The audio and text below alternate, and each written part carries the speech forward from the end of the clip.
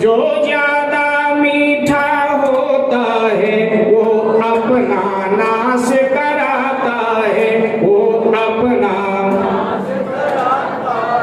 मीठे गन्ने को देखो तो कोल्हू में पेरा जाता है, मीठे गन्ने को देखो तो कोल्हू में पेरा जाता है। जो ज्यादा मीठा होता है अपना नाश कराता है, जो ज्यादा मीठा होता है वो अपना नाश कराता है।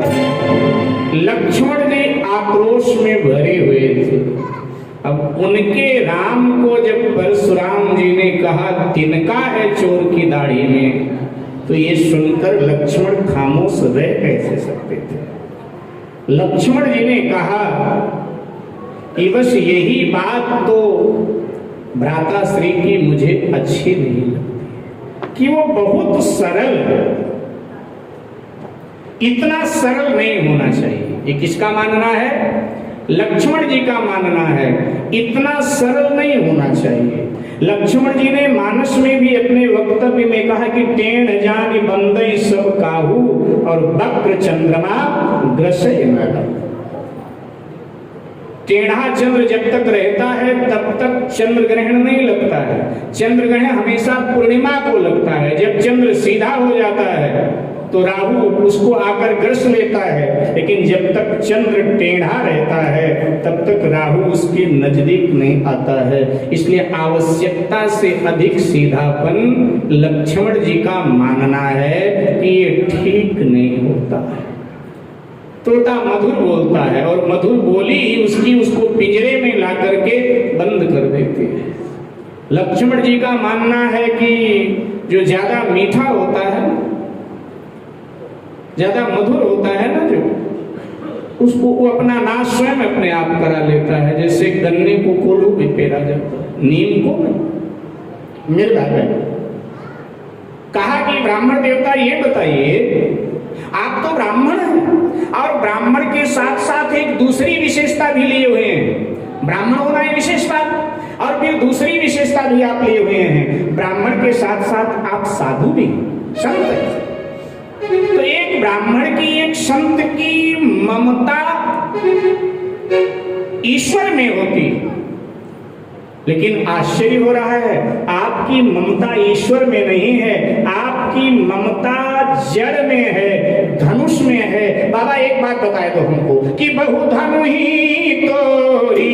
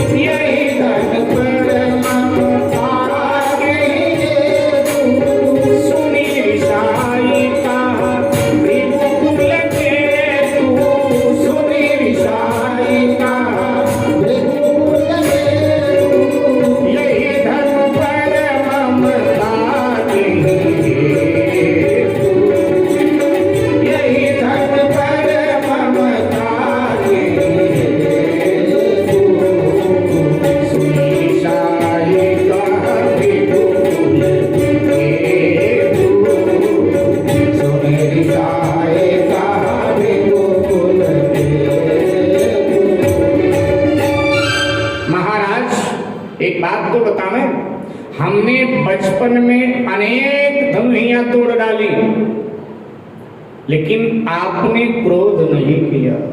बहुत धनुही तोरी लरिकाए, लेकिन कबहू नासरिस किन गोसाई। हे ब्राह्मण देवता, अनेक धनुष हमने तोड़े, लेकिन आपने कभी क्रोध नहीं किया। और आज भैया ने एक धनुष तोड़ दिया तो आप इतना क्रोध कर रहे हैं। बस मुझे ये बता दीजिए, इस धनुष से आपकी ममता क्यों, क्या कहा? तो यहां अंतर कथा है साहब। लक्ष्मण जी ने बचपन में कौन से धनुष तोड़े, जो आज परशुराम जी के सामने कह रहे हैं बचपन में हमने अनेक धनुष तोड़े और आपने क्रोध नहीं किया, और आज एक धनुष टूटा और आप इतना क्रोध कर रहे हैं, क्या ममता है इस धनुष से? आप ध्यान देना, बड़ा सार्थक प्रश्न है मेरे भाई बहन। जिस समय परशुराम जी महाराज ने दिग्विजय किया, शास्त्राबाहु का विनाश करके है वंशी जो क्षत्रिय थे उनके विनाश में संलग्न थे और दिग्विजय प्राप्त कर लिया, तो दिग्विजय प्राप्त करने के बाद में परशुराम जी ने हथियारों का संग्रह किया और हथियारों का संग्रह करके अपने आश्रम में जमा किया। ध्यान दीजिएगा, सावधानी से सुनिएगा, परशुराम जी को हथियारों से बड़ा प्रेम था। ध्यान देना, इनका नाम परशुराम नहीं है, नाम इनका भी राम ही था, नाम इनका राम ही था, लेकिन परशु नाम के हथियार से इनको इतना प्रेम हो गया कि हमेशा उसको अपने साथ ही रखते थे, हमेशा कंधे पर ही लटकाए रहते थे, इसलिए नाम के साथ हथियार जुड़ गया और ये राम से हो गए परशुराम। लेकिन श्री राम जी धनुष राम नहीं हुए, श्री राम जी धनुष राम नहीं हुए, वो राम ही रहे। क्यों? क्योंकि जब आवश्यकता पड़ी तो राम जी ने धनुष धारण किया, और जब धनुष की आवश्यकता खत्म हो गई राम जी ने धनुष उतार दिया। ध्यान दीजिएगा, अगर रामचरितमानस का अध्ययन आपने ठीक से किया होगा तो आपने पाया होगा अयोध्या के सिंहासन पर बैठने से पूर्व राम जी ने धनुष बाण वशिष्ठ जी के चरणों में रख दिया। तो वशिष्ठ जी ने कहा, बेटे राघव आप तो क्षत्रिय हैं और क्षत्रिय का हथियार शोभा है, तो हथियार धारण करो ना, आप हथियार लेकर के बैठो ना सिंहासन पर। तो भगवान श्री राम ने कहा, गुरुदेव जब हथियार की आवश्यकता थी मैंने हथियार धारण किया, अब हथियार की आवश्यकता नहीं है।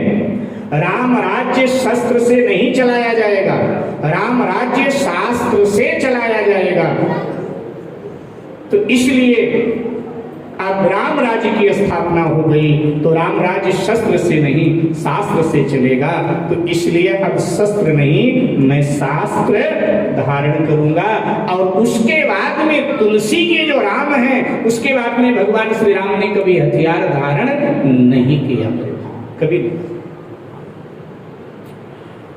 हमारे पूज्य मुरारी बापू जी, हमारे भारत की दिव्य विभूति पूज्य मुरारी बापू जी, जिन्होंने पूरे विश्व में युवक युवतियों के हाथ में हनुमान चालीसा और रामचरितमानस पकड़ा दिया। उनके गांव में आप कभी सौभाग्य मिले, आप गुजरात जाएं तो उनके गांव जाएं, उनके गांव में जो राम मंदिर है तो उस मंदिर में जो स्वरूप है प्रभु का वो राम राज्य का स्वरूप है।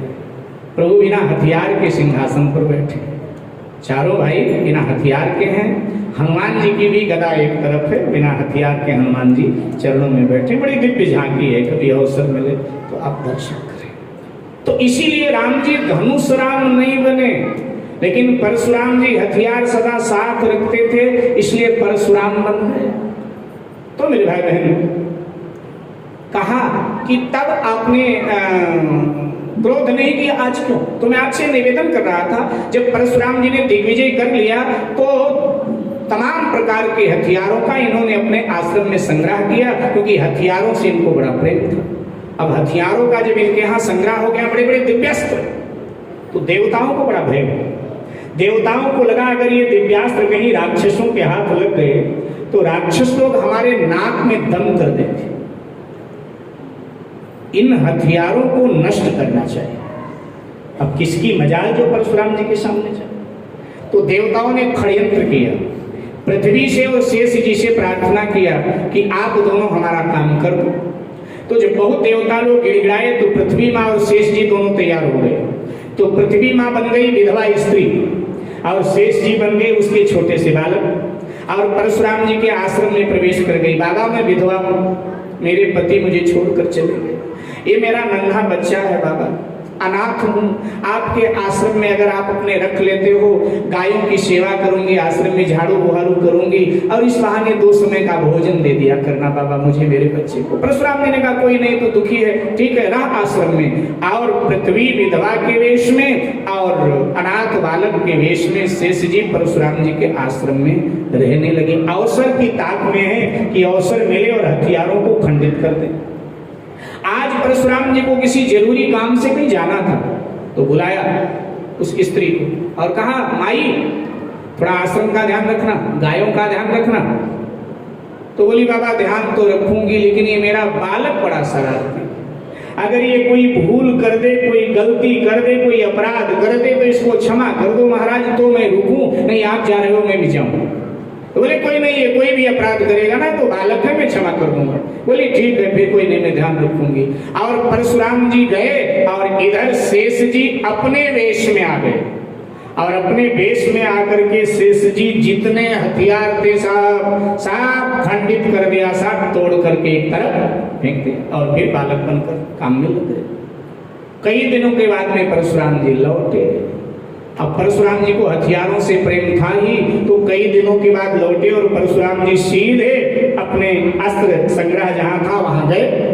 और जब वहां गए तो देखा कि सारे जो अस्त्र शस्त्र थे वो तो सब खंडित पड़े हैं, धनुष बाण तलवारें गदा सब टूटे पड़े। एकदम परशुराम जी क्रोध में भर गए कि अरे किसकी मजाक। परशुराम जी आए और बुलाया, हे भाई इधर। डरी हुई पृथ्वी गई, पीछे शेष जी भी बालक के रूप में डरे हुए खड़े। ये बता मेरे शस्त्रागार में कौन गया था। पृथ्वी ने कहा ब्राह्मण देवता मैंने बताया था मेरा बालक बड़ा नटखट है, यही घुस गया है, लेकिन ये अस्त्र शस्त्रों को खंडित किसने किया। महाराज इसी ने किया है सर, मैं तो बहुत पछताई जब मुझे पता चला, इसी ने सब तोड़ दिया। जैसे कहा इसी ने तोड़ दिया तो परशुराम ने फरसा उठाया, कौन हो तुम दोनों जल्दी बताओ वरना काट डालूंगा तुम दोनों को, हो कौन। और जब कहा हो कौन तो पृथ्वी कांप उठी। उसने कहा बाबा आपने मुझे वचन दिया था कि कितना बड़ा अपराध करेगा बालक, मैं क्षमा कर दूंगा। अब आप कैसे मेरे बालक को और मुझे मारना चाहते। बाबा क्षमा करें, मैं विधवा हूं, मेरा बालक। नहीं नहीं तुम कोई और हो, सत्य कबूल करो वरना मार डालूंगा। और जब कहा सत्य कबूल करो तो दोनों अपने वेश में आ गए और कहा जी हमारा कसूर नहीं, हमको देवताओं ने भेजा था। परशुराम जी दांत खटखटा के रह गए, बोले अच्छा मेरे आंखों के सामने से कौन ओझल हो जाओ, भगा दिया। तो परशुराम जी कहते हैं, परशुराम जी से आज लक्ष्मण जी वो पुरानी बात याद दिला रहे हैं कि तब तो आपने क्षमा कर दिया था, अनेक धम छूटे तब, और आज एक टूटा साहब, तो इतनी ममता क्यों है जो आप इतना क्रोध कर रहे हैं। जैसे इतना कहा तो परशु लेकर परशुराम जी दौड़े कि हे बालक तू काल के बस में हो रहा है, ये मेरे गुरु का धनुष है और इनकी उपमा उन हथियारों से तू दे रहा है, मैं मार डालूंगा तुझे। लक्ष्मण जी हंसने लगे, बोले महाराज इस तरह का क्रोध आपको शोभा नहीं देता, क्यों तीसरी मां